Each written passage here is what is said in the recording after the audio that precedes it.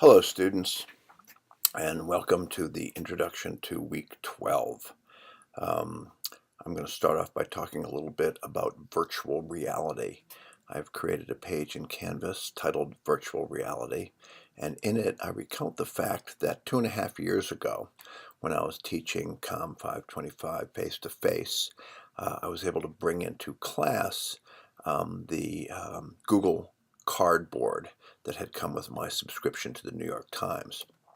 And because I had a then new Galaxy S5, I was able to stick my Galaxy S5 into this Google Cardboard device and then watch some rather remarkable virtual reality films.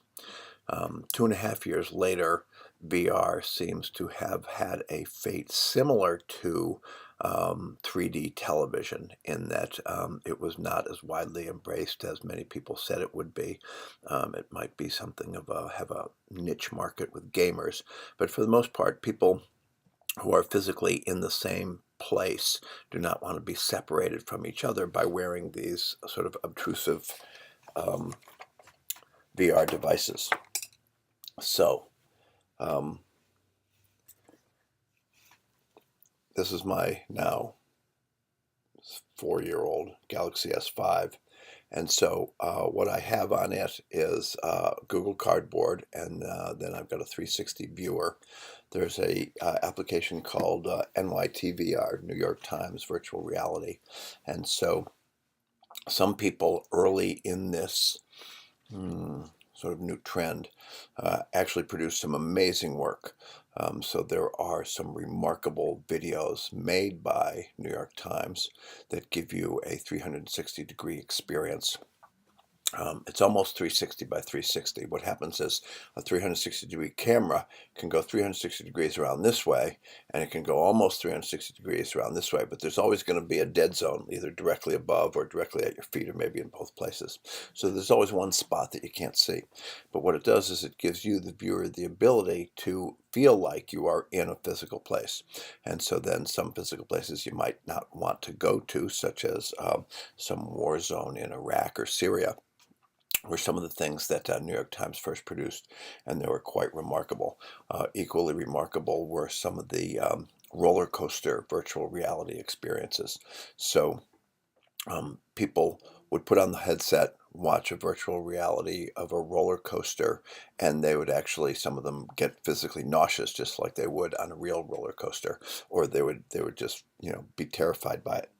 Now it turns out that virtual reality experience is not identical to being on a real roller coaster, because on a real roller coaster, in addition to seeing things from the perspective of someone on a roller coaster, you feel it with your body. You have what we call a haptic experience that usually refers to the sort of the tactile experience. So these VR experiences are not quite realistic in that regard, but in other regards, they're so realistic that some people are terrified by VR roller coasters.